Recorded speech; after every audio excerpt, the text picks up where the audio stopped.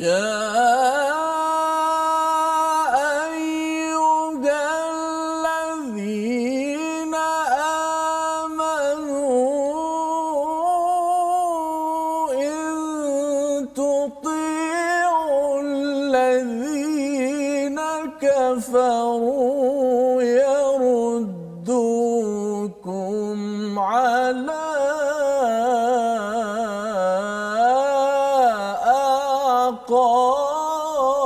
أعقابكم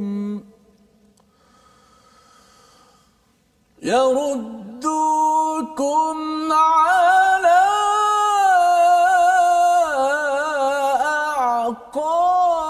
أعقابكم فتنقلبوا خاسرين.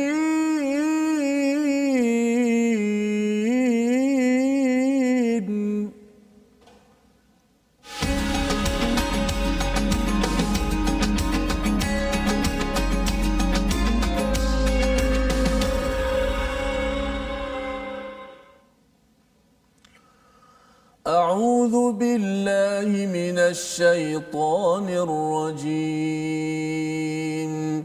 بسم الله الرحمن الرحيم. الحمد لله رب العالمين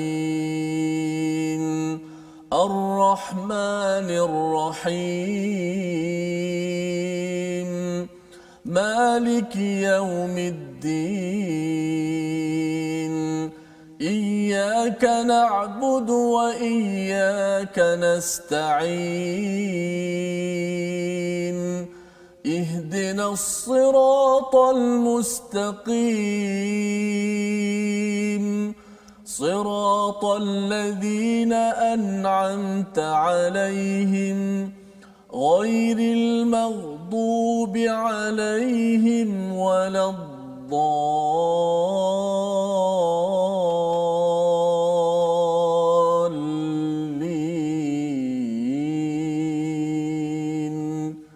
آمين. Assalamualaikum warahmatullahi wabarakatuh. Alhamdulillah wassalatu wassalamu ala Rasulillah wa ala alihi wa man wala. Syada la ilaha illallah syada Muhammadan abduhu wa rasuluhu. Allahumma salli ala sayidina Muhammad wa ala alihi wa sahbihi ajma'in. Amma ba'du.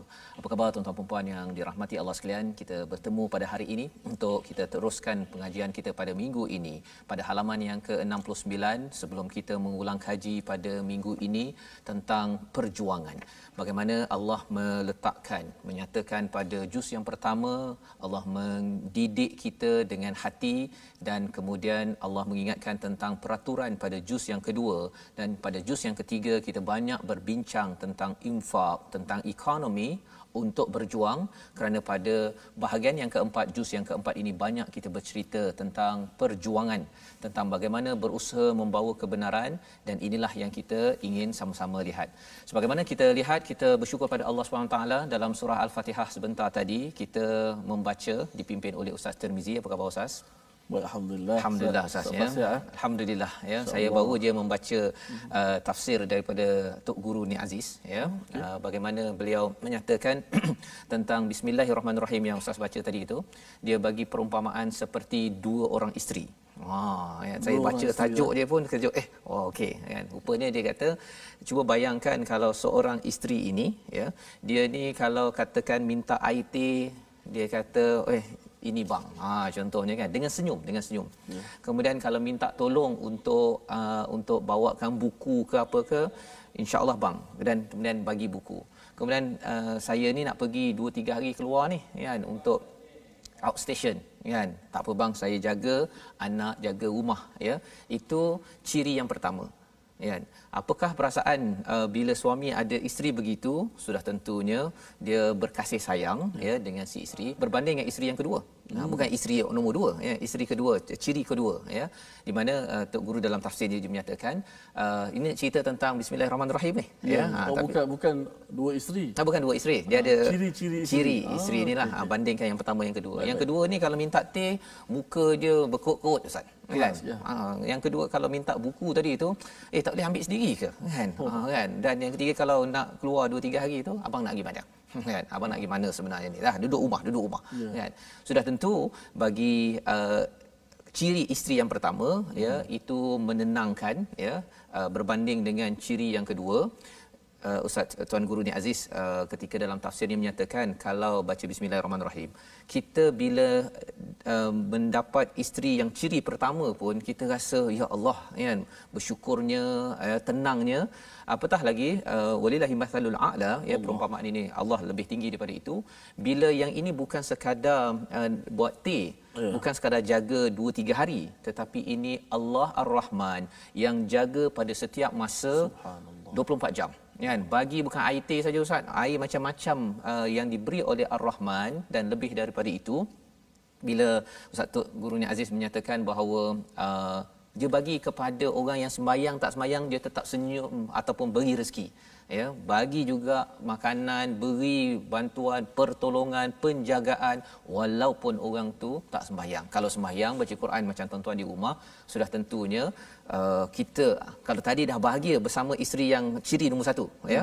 apatah lagi kalau katakan ini Allah dan itulah satu cara untuk kita menghargai Allah Ar-Rahman ya tetapi Ar-Rahim macam mana insya-Allah kita tengok lagi lah ada perumpamaan lain ya yang dikongsikan sebagai memulakan program kita pada hari ini dan kita nak melihat apakah kandungan daripada Allah Ar-Rahman Ar-Rahim memberi kepada kita halaman 69 pada hari ini.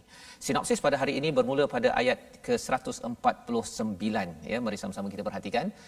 Ayat 149 hingga 151 peringatan agar jangan mengikuti ajakan orang-orang kafir kepada Allah Subhanahu Wa Taala. Orang-orang yang kufur yang tidak mahu mengikut kepada Ar-Rahman ya walaupun Ar-Rahman ni dah bagi macam-macam ya kepada kita semua. Dan yang keduanya pada ayat 152 hingga ayat 153 faktor-faktor kekalahan. Jadi hari ini Ustaz muka surat 69 ni rahsia kalah. Rahsia kalah. Rahsia kalah. Kalau nak kalah buat macam mana? Kalau nak kalah tengok pada buku surat ini. Ya, kalau yang sebelum ini rahsia bangkit dan menang, ya. Kali ini rahsia kalah untuk sama-sama kita ambil pertolongan ataupun panduan, ya. Jadi sama-sama kita lihat dan kita akan mula baca daripada ayat 149 hingga ayat 152, ya. Baik. Jadi sama-sama kita baca Ustaz ayat 149 hingga ayat 152. Masya-Allah. Panjang sikit ini ya. Rahsia kekalahan. Tu hari ini ada tu. Pelik ni kita nak biasa dapat rahsia kemenangan. Rahsia ni tak ada cerita tapi hari ini nak cerita rahsia kalah. Kalau nak kalah buatlah. Buat ni. Kan maksudnya insya-Allah jangan buat insya-Allah. Baik terima kasih Ustaz Mansur. Sahabat-sahabat Al-Quran sekian teruskan share program kita mudah-mudahan dapat kebaikan insya-Allah. Baik kita akan baca daripada surah Ali Imran ayat yang ke-149 hingga 152.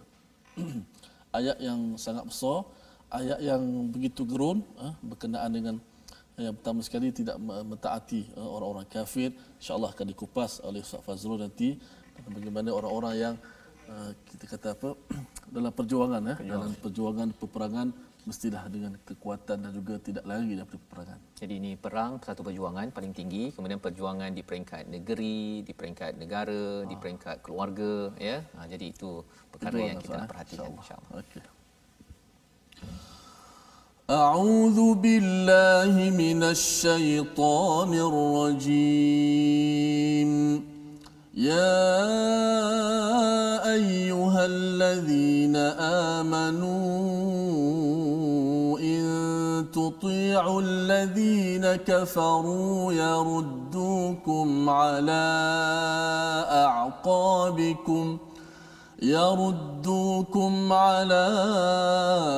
أعقابكم فتنقلبوا خاسرين بل الله مولاكم وهو خير الناصرين سنلقي في قلوب الذين كفروا الرعب بما أشركوا بما أشركوا بالله ما لم ينزل به سلطانا ومأواهم النار وبئس مثوى الظالمين ولقد صدقكم الله وعده إذ تحسونهم بإذنه حتى إذا فشلتم وتنازعتم في الأمر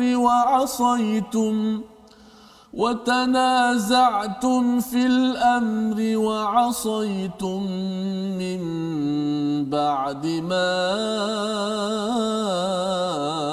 أراكم ما تحبون منكم من يريد الدنيا ومنكم من يريد الآخرة ثم صرفكم عنهم ليبتليكم ولقد عفا عنكم والله ذو فضل على المؤمنين صدق الله العظيم. Sadaqallahul Azim. Inilah daripada ayat yang ke-149 hingga ayat 152 untuk sama-sama kita beri perhatian tuan-tuan yang dirahmati Allah sekalian. Di mana dalam ayat 149 ini, wahai orang-orang yang beriman, jika kamu mentaati orang-orang yang kafir, nescaya mereka akan mengembalikan kamu ke belakang, maka kamu akan kembali menjadi orang yang rugi. Jadi ini seruan Ustaz ya, memulakan ayat 149 ini, rahsia kalah. Rahsia kalah. Kalau siapa yang terlupa buka surat, kalau siapa nak kalah buka surat 69. Ya, ini dia punya formula. Pasal apa? Kerana ini adalah analisis. Allah memberi komentar tentang bagaimana kalahnya perang Uhud. Ya, pada round pertama menang tetapi round kedua kalah dan akhirnya terbunuh ataupun syahid 70 orang di kalangan tentera muslim. Wahai orang-orang yang beriman, in tuti'ul ladina kafaru, jika kamu mentaati kepada orang-orang yang kufur kepada Allah Subhanahu Wa Taala, apakah yang dibuat oleh orang-orang kufur itu? Yaruddukum ala aqabikum, dia akan mengembalikan kamu ke atas tumit-tumit kamu. Ya, apa maksud tumit-tumit kamu itu? Maksudnya kita akan kembali ke belakang balik. Ini satu expression, satu perumpamaan ataupun penyataan dalam bahasa Arab. Ya, fantang qalibu khasirin, iaitu maka kamu akan kembali khasirin. Ya, daripada perkataan qalaba itu sebenarnya kita boleh berada di atas menang, tetapi bila seseorang itu mengambil jalan kufur dalam kehidupan, ya, sebagaimana kita bincang semalam, kufur itu apabila seseorang itu mengambil dunia melampau daripada akhirat, ya, mengutamakan dunia berbanding dengan iman pada Allah, mengutamakan dunia berbanding dengan seruan daripada Nabi Muhammad sallallahu alaihi wasallam. Jadi apa yang berlaku daripada atas itu pergi ke bawah, fatanqalibu khasirin, ya, menjadi orang-orang yang rugi. Kita biasa baca misalnya dalam surah Al-Asr, innal insana lafi khusr, ya, sesungguhnya manusia dalam kerugian.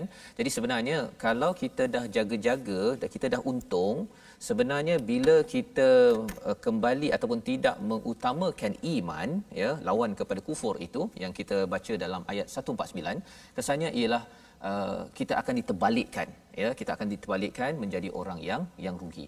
Dan khasirin ini dalam bentuk plural, dalam bentuk jamak, maksudnya ialah ini bukan seorang-seorang sahaja yang rugi. Mungkin kalau kita tak jaga masa, innal insana lafi khusr, setiap insan dalam rugi. Tetapi bila di dalam ayat 149 ini, ruginya itu berjemaah, Ustaz. Rugi berjemaah. Biasa orang cakap sembahyang berjemaah kan. Ini rugi berjemaah. Ini page ini, halaman ini rugi berjemaah, kalah berjemaah. Ini formula dia. Allah beritahu kepada kita. Dan ayat 150, balillahu maulakum, tetapi hanya Allah lah pelindung, ya, pelindungmu, wa huwa khairun nasirin, Allah lah sebaik-baik nasirin, sumber untuk pertolongan. ya. Jadi lawan pada khasirin itu rugi adalah menang ataupun berjaya.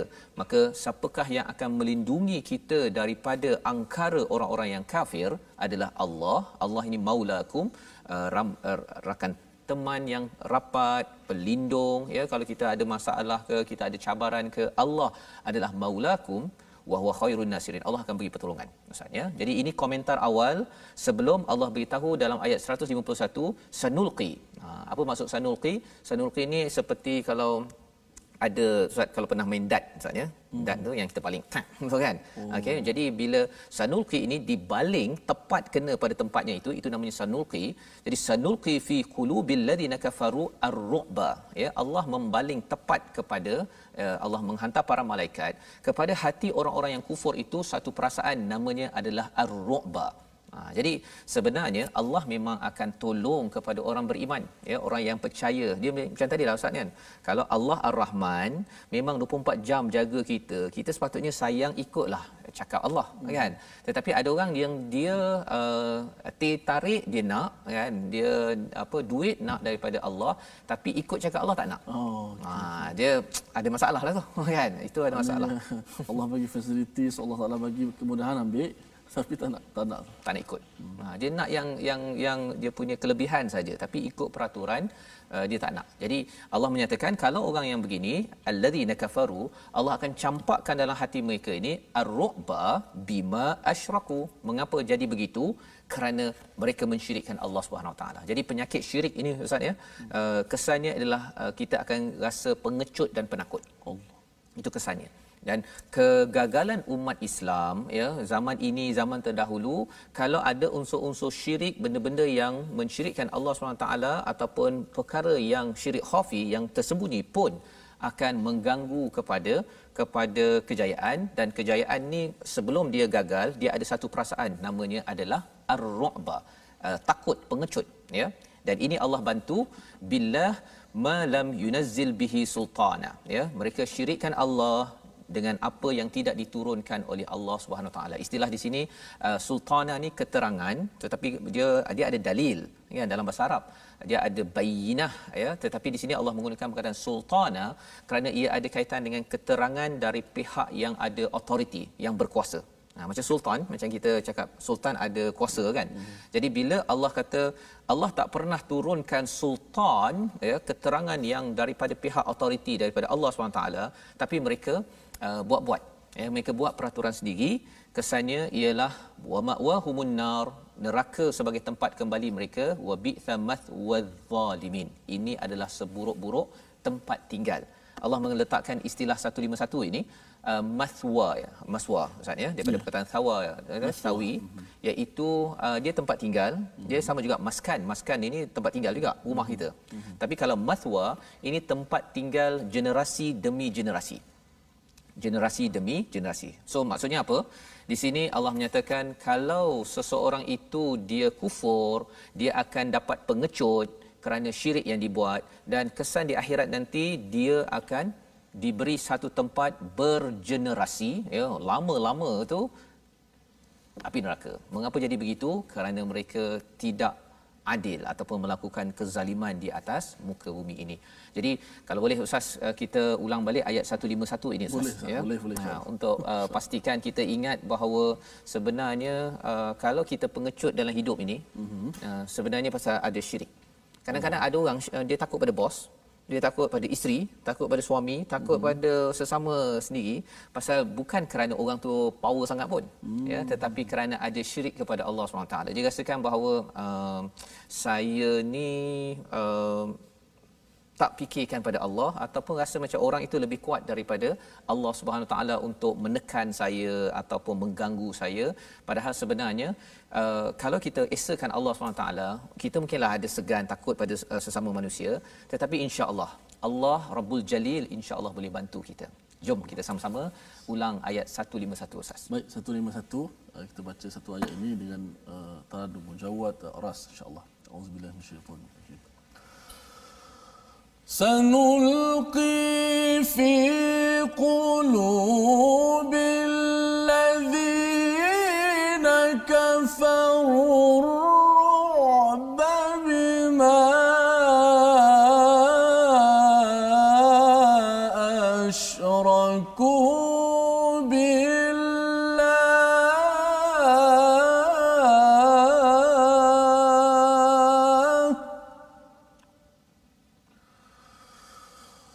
بما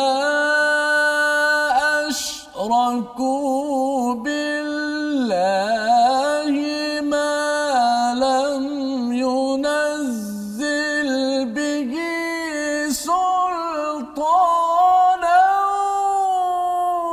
ومأواهم النار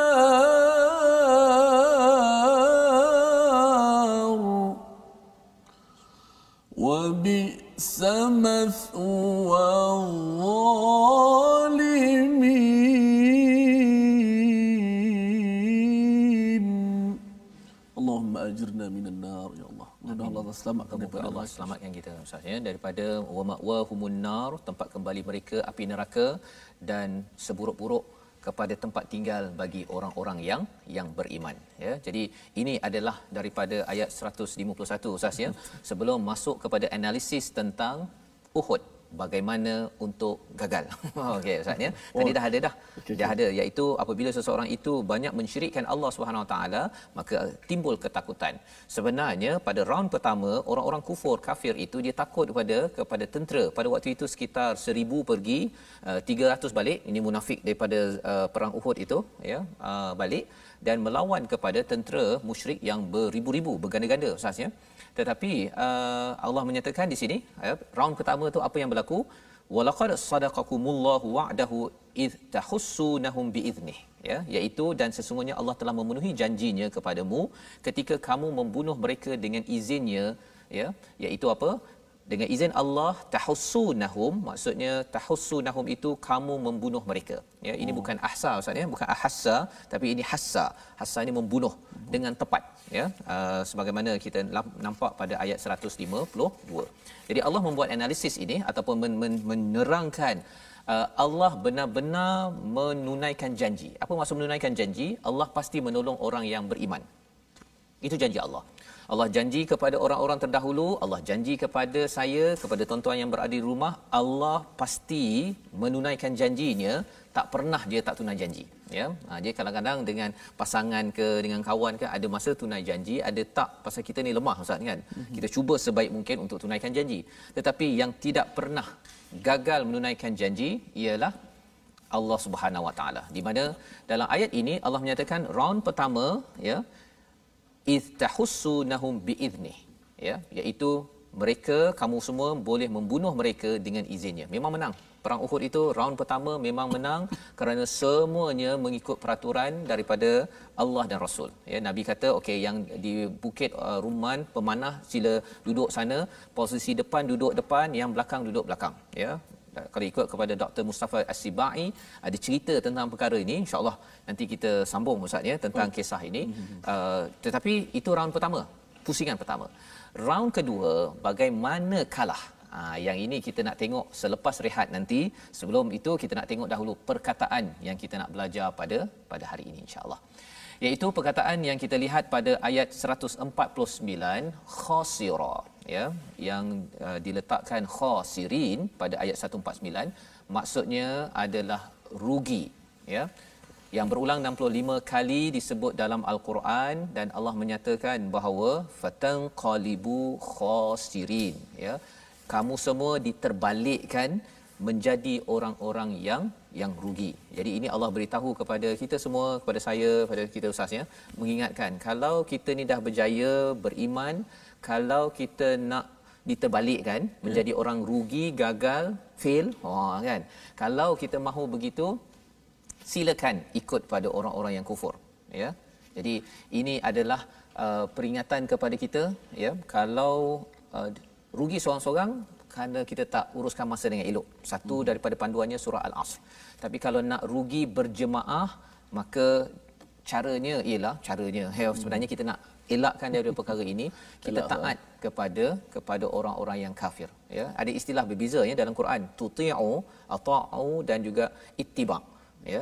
Kalau ittiba' itu dekat ya, tapi kalau tuti'u itu dekat tapi jauh pun dah cukup. Sebenarnya taat secara jauh kepada orang yang kufur untuk jangan solat, jangan utamakan Quran dalam organisasi, dalam memimpin. Kalau nak pilih pemimpin, tak payah pakai Quran. Kita kan ada pendapat kita. Jadi di sini Allah menyatakan ini formula yang kita perlu jauhkan agar kita jangan terbalikkan menjadi orang yang rugi. Kita akan analisis bersama, kita akan melihat round 2 untuk memahami lebih lagi bersama kita dalam My Quran Time, baca, faham, amal, insya-Allah.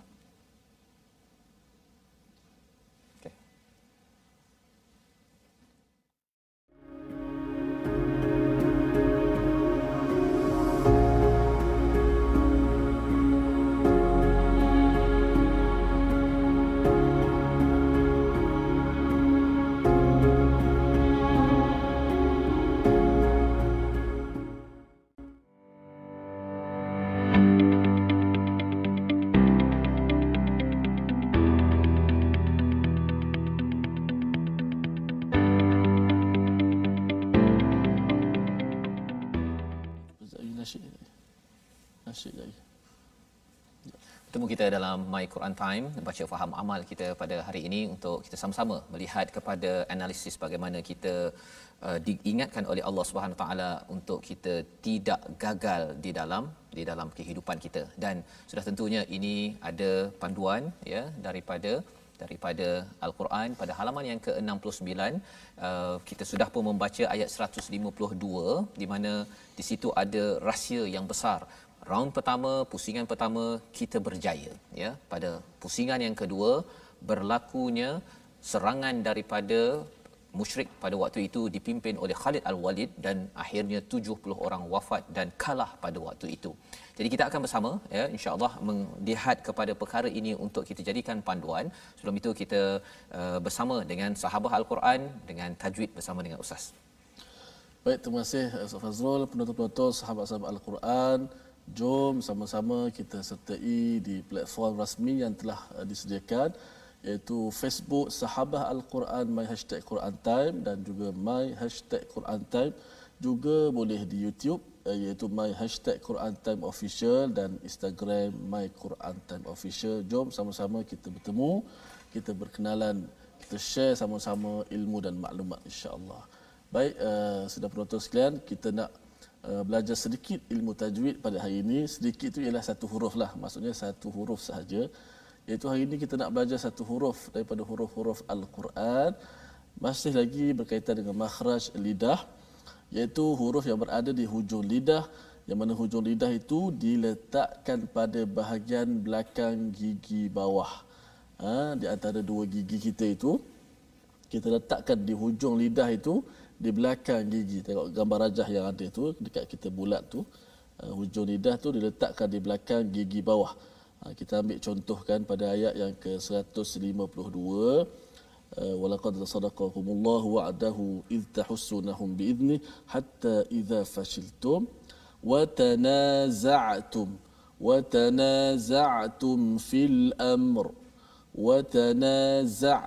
fil amr. Itu huruf zai. Di mana? Okey, mungkin kamera boleh tunjuk. Saya nak tunjuk sedikit buka asi ya. Dia antara dua gigi kita. Ini contohkan gigi lah, gigi depan. Kita boleh rapatkan kedua-dua gigi kita. Tapi bukan fokus pada rapat itu. Boleh rapatkan hujung lidah kita ni, hujung lidah menekan di belakang gigi. Pada belakang gigi bawah. Okey. So bunyi zai itu akan keluar di antara dua gigi kita. Hujung lidah mesti tekan. Okey. Maka keluarlah huruf zai. Rapatkan, kemudian hujung lidah ini tekan di belakang gigi bawah, maka keluarlah daripadanya huruf zai. Ada 3 huruf di situ, maka hari ini kita fokus satu huruf, iaitu huruf zai. Wa tanaza'tum. Tak puas hati lagi, matikan huruf zai itu, kita akan dapat rasakan lagi makhrajnya dengan lebih dekat dan lebih rasa. Bila mati ni, maksudnya lidah tu berada lama sedikit pada belakang gigi tu. Azwaja,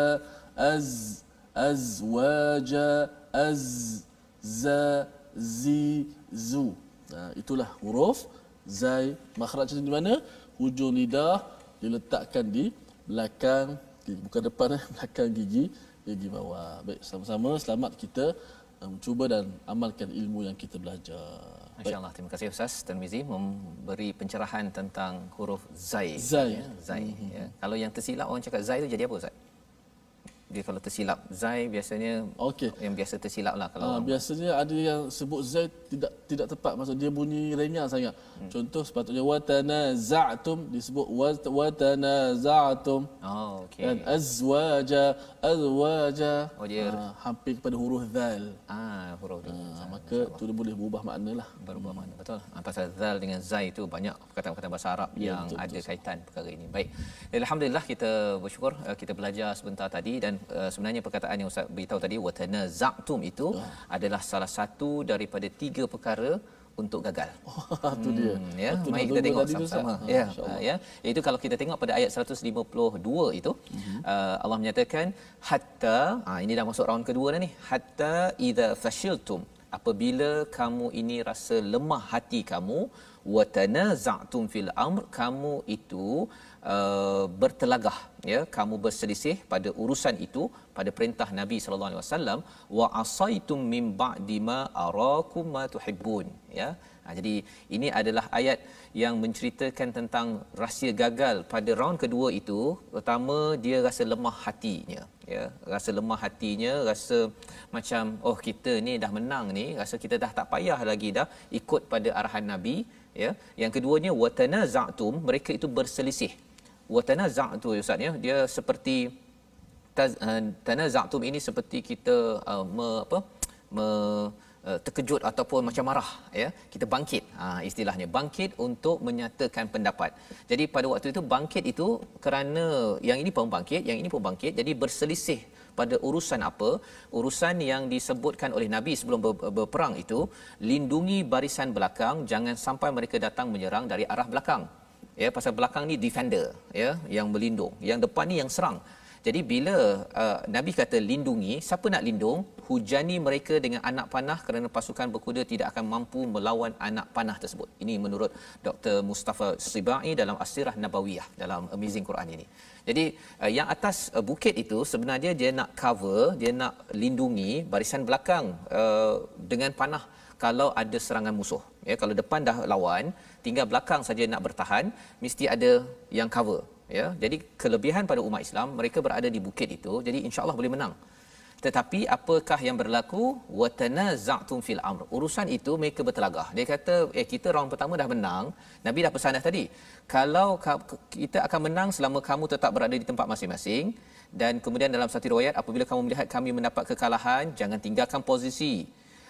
Jika menang, jangan tinggalkan posisi, ya. Kalau kamu melihat kami mengalahkan mereka, memenangi peperangan, mereka terbunuh, jangan tinggalkan posisi. Banyak kali Nabi ingatkan, ya, ketika awal sebagai seorang ketua pada waktu itu. Tetapi apa yang berlaku bila mereka dah menang round pertama, pasal Nabi kata kami akan hantar seseorang untuk beritahu okey dah habis. Tak ada seseorang sampai ke atas bukit tersebut, mereka kata kita dah menang, kita dah boleh turun dah ke bawah, ya. Pasal apa? Pasal bila turun ke bawah, mereka buat apa? Wa asaitum min ba'di ma arakum ma tuhibbun, ya. Istilah yang Allah berikan di sini, mereka itu derhaka selepas mereka melihat apa yang mereka cintai, iaitu harta ghanimah yang berada di bawah, ya. Ada yang kata bahawa kalau mereka lambat ambil nanti, habislah nanti, ya. Jadi aktiviti mereka untuk mengambil harta ghanimah, lari daripada posisi yang ada pada waktu itu, digelar sebagai wa'asaitum. Mereka bermaksiat ataupun menderhaka kepada Nabi sallallahu alaihi wasallam. Jadi ini adalah satu pencerahan daripada Allah yang amat-amat mantaplah Ustaz, ya. Pasal apa? Bila 70 orang terbunuh, ya, kalah umat Islam, dan orang memang fokus kepada tentera yang berada di posisi Jabal Ruman, yang bukit untuk memanah tersebut. Memang bila Allah keluarkan ayat ini memang tertekan betul para sahabat, ya. Allah cakap apa? Minkum may yuridud dunya, sebahagian daripada mereka sukakan pada dunia, sebahagian daripadanya nak turun ke bawah itu nakkan akhirat. Yang menariknya dalam ayat ini Allah menggunakan perkataan man, iaitu siapa ataupun orang yang. Tak ada nama minkum, nama Fazrul ke apa ke tak keluar. Pada waktu itu ada nama-nama sahabat tak dikeluarkan di sini. Apa maksud dia di sini? Allah sebenarnya dan Allah bagi dua pilihan. Ada yang suka dunia, suka akhirat. Kesannya ada yang dia rasa bersalah sangat ni, dalam hati dah rasa bersalah dah, Allah dah beritahu ni. Dia suka pada dunia, tetapi Allah cover dengan minkum may yuridul akhirah. Jadi sahabat yang lain tidak boleh nak tunjuk dia inilah sebab kekalahan apa tak ada. Pasal mereka ni adalah orang yang suka, sebahagian ni suka dunia, mungkin dia ni suka akhirat, dan tetapi wa asaitum, tetap wa asaitum. Kamu derhaka, kamu tidak ikut perintah, maka tiga perkara inilah yang menjadikan kekalahan kepada umat Islam, ya. Thumma sarafakum anhum liyabtaliyakum. Ya, mereka berpecah, Allah berpalingkan, dan akhirnya Allah menguji dengan kekalahan tersebut. Jadi kalau kita lihat pada ayat 152 ini, formula untuk kalah, Ustaz. Yang pertama ialah rasa lemah jiwa dalam nak berjuang. Bagi ibu ayah rasa lemah nak membina keluarga, dalam organisasi lemah kalau nak buat sesuatu projek, itu lambang nak gagal lah tu. Ya, yang pertama. Yang kedua, suka bertelagah dan pada urusan-urusan yang ada, suka berkelahi, berselisih. Benda yang boleh diselesaikan elok-elok, ikut peraturan dah jelas, tak jelas boleh tanya, tapi ditelagahkan ataupun dipersisihkan. Dan yang ketiganya ialah ma'arakum ma tuhibbun. Derhaka kerana mengutamakan apa yang kita cintai, bukan yang dicintai oleh Allah dan Rasul.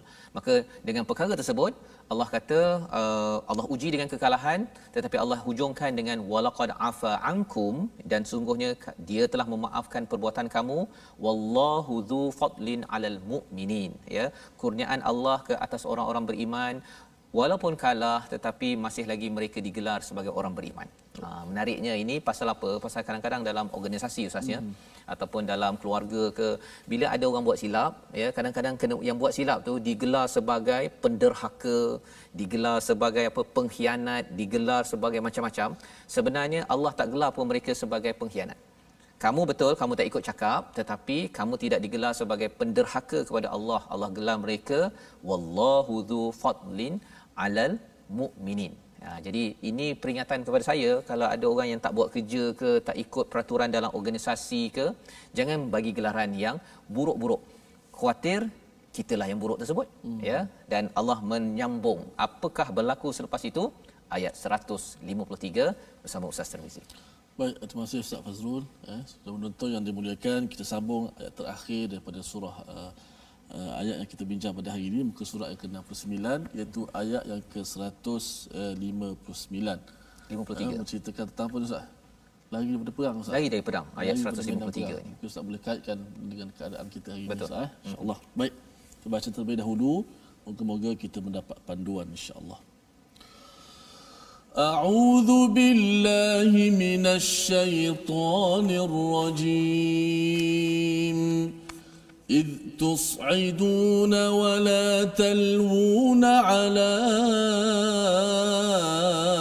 أحد والرسول يدعوكم في أخراكم فأثابكم غما بغم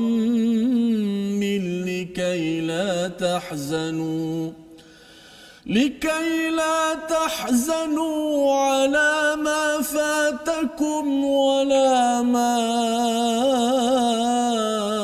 أصابكم والله خبير بما تعملون صدق الله العظيم.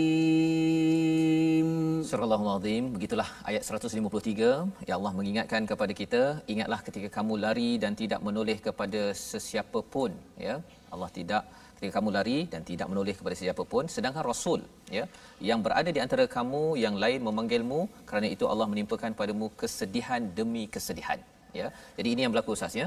Jadi mereka ini dah nampak dah harta di bawah itu, ghanimah itu. Ada yang kata ma tuhibbun itu bukan harta itu, pasal sebenarnya harta itu mereka ambil, kita ambil, nanti Rasul akan bagikan sama rata, insya-Allah bersama, ya. Tetapi ma tuhibbun itu ialah mereka suka kepada kemenangan tersebut. Tapi itu pun Allah tegur. Kalau kamu suka kemenangan round pertama, kamu tidak ikut peraturan, kamu juga dianggap sebagai derhaka kepada Rasul, maka dalam kehidupan kita ini, kemenangan bukanlah milik kita. Jangan mengharapkan kemenangan, tetapi kita perlu melaksanakan tugas kita, proses kita. Kalau jaga tempat memanah, jaga.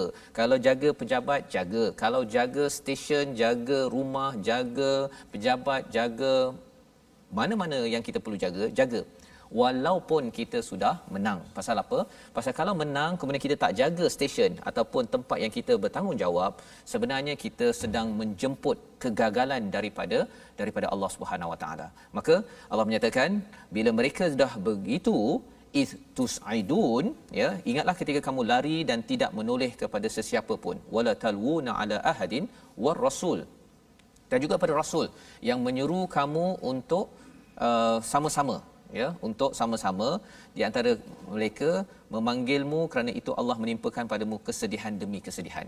Pasal tidak mengendahkan kawan-kawan yang lain, tidak mengendahkan rasul, maka Allah memberi kepada mereka apa? Ghamman bi ghammin. Ya, apa maksud ghamman bi ghammin? Kekalahan demi kekalahan, duka cita atas duka cita, ya. Likaila tahzanu, supaya tidak kamu bersedih hati atas apa yang hilang daripada kamu dan apa yang menimpa kepada kamu. Dua perkara, ya. Jadi ini analisis penting Ustaz, ya. Pasal ini dah kalah, memang tentera-tentera Islam amat bermuram durja, ya. Amat stres, ya. Kalau orang memang stres, ya. Pasal apa 70 orang pergi ni. 70 orang pergi, Nabi sebagai ketua rasa, ya Allah, ya, kita boleh bayangkanlah tuan-tuan, ya. Cuba bayangkan kalau mak ataupun ayah orang yang kita sayangi terbunuh, Ustaz, ya, kerana kita tak buat kerja. Kita tak buat kerja, kan? Kalau kita dah buat kerja apa sebagainya, dia sakit, dia meninggal, okey. Tapi kalau dia sakit, dia minta ubat, kita tak bagi, dia panggil kita tak jawab, contohnya, kita akan rasa amat stres, kita rasa, ya Allah, apa aku ni? Begitu, ya. Jadi tentera Islam pada waktu ini ghamman bi ghammin, diberikan duka cita atas duka cita, likaila, ya, supaya tidak kamu bersedih hati atas apa yang hilang daripada kamu dan juga apa yang menimpa kepada kamu. Jadi ini adalah apa yang berlaku kepada tentera Islam pada waktu ini, sehingga kan mereka macam dah tak ada perasaan, Ustaz. Dia macam orang kalau dah kena macam apa, sudah jatuh di tipe tangga. Masa jatuh kali pertama dia rasa macam begitu, kan. Tapi kena lagi, akhirnya dia rasa macam that's it. Begitu, kan. Dia tak boleh fikir dah. Allah menjelaskan perkara ini kerana apa? Kerana Allah beri demi beri, termasuklah juga berita pada waktu perang Uhud itu, katanya Nabi sudah wafat. Berita itu menambahkan lagi stres. Ini round 2. Round pertama okey. Round kedua itulah tersebar berita Nabi sudah wafat, ya. Jadi tentera Islam makin lemah dan mereka rasa terlampau down pada waktu itu. Itu Allah menyatakan wallahu khabirum bima ta'malun. Allah tahu, ya. Allah amat tahu apa yang kamu buat sebenarnya. Sama ada kamu tu betul nak turun kerana dunia, kerana akhirat, kamu ini bertahan, ada yang bertahan. Pada waktu itu ada sahabat yang bertahan, Allah tahu, dan kamu tidak dapat dah nak figure out, nak tentukan ini macam mana nak selesaikan masalah ini.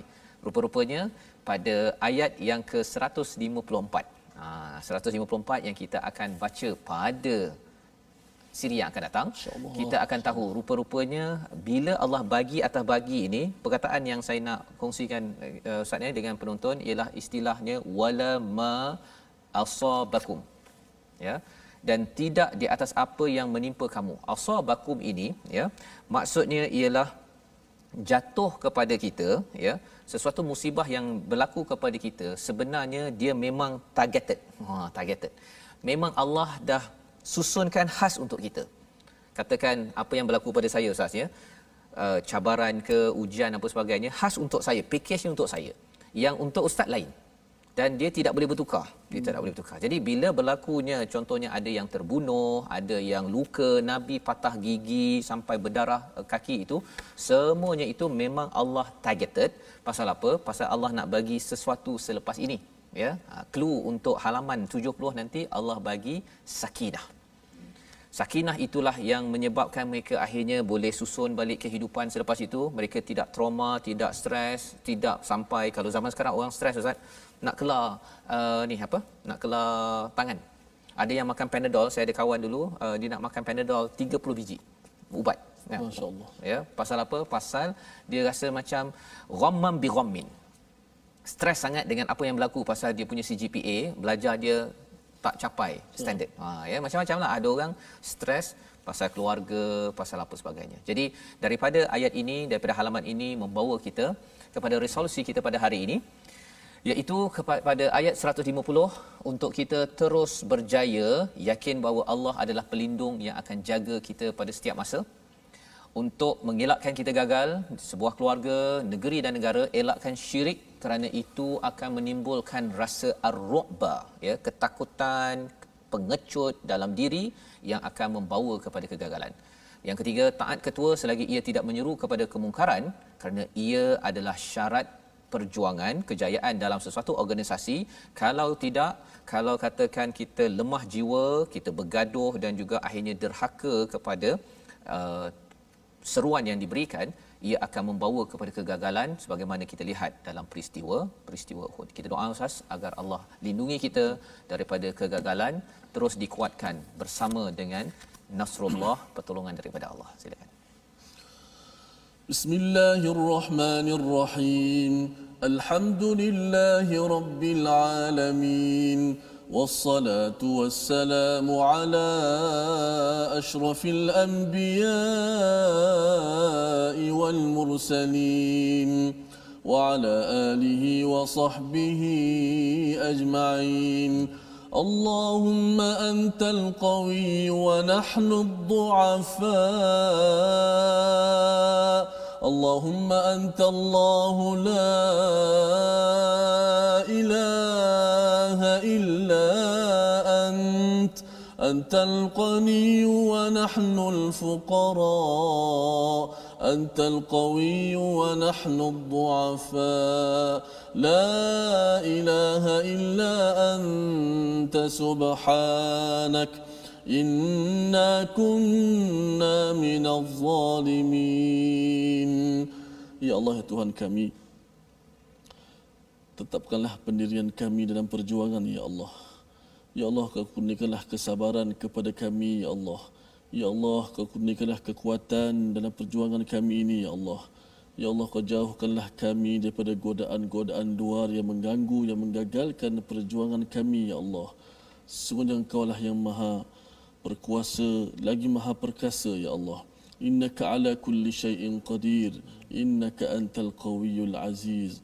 Wa sallallahu ala sayyidina Muhammad wa ala alihi wa sahbihi wasallam. Walhamdulillahi rabbil alamin.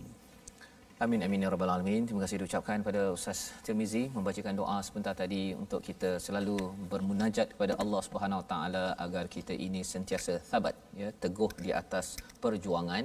Orang cakap perjuangan ini semestinya ke perang itu yang paling tinggi Ustaz, ya, tapi yang rendahnya itu perjuangan kita dalam organisasi, bekerja satu perjuangan pasal nak membawa kebaikan fi sabilillah, ya. Kita membina keluarga masing-masing, puan-puan yang ada bersama Al-Quran pada My Quran Time ini membina keluarga, ayah-ayah yang keluar mencari nafkah. Dalam masa yang sama ada cabaran, ya, ada perkara-perkara yang menyebabkan kita mungkin lemah jiwa kita ataupun kita mungkin nak bergaduh ke berselisih, ya. Tetapi yang pastinya jangan sampai kita derhaka kepada ketua yang tidak membawa kita kepada kemungkaran.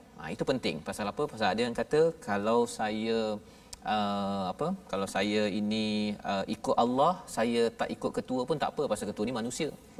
Ya, dalam hal ini ketua itu Nabi sallallahu alaihi wasallam itu ketua, kan, ketua panglima perang pun Allah beritahu kerana apa? Kerana hubungan dengan manusia dengan hubungan dengan Allah ini dua perkara. Hablum minallah dengan Al-Quran, hablum minan nas, perjanjian sesama manusia adalah dua perkara yang penting dijaga. Kalau kita tak jaga betul-betul, itulah rahsia bagaimana Bani Israel dihina, ya, dimurkai oleh Allah dan diberikan kesengsaraan sepanjang zaman kerana perkara ini.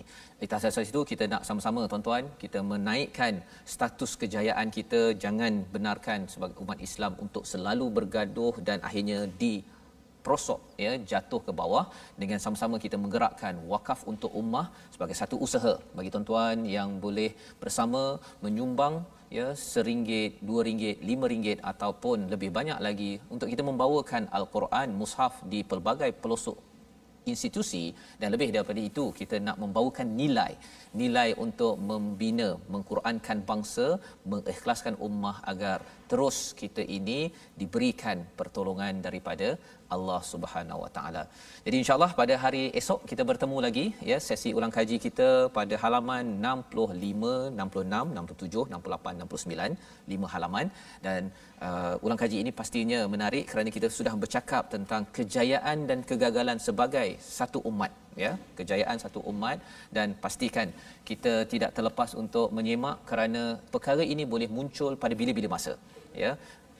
Poinnya kita selalu beramal dengan Al-Quran dan kita doakan agar Allah mengizinkan kita terus kuat baca, faham dan amal intipati daripada Al-Quran. Bertemu lagi pada jam 5 petang, pada jam 10 malam dan 6 pagi. Program ini dibawakan khas oleh Mufas agar kita terus berjaya, jangan gaduh-gaduh, jangan banyak bertelagah agar kita diberikan kejayaan oleh Allah Subhanahu Wa Taala. My Quran Time, baca, faham, amal insya-Allah.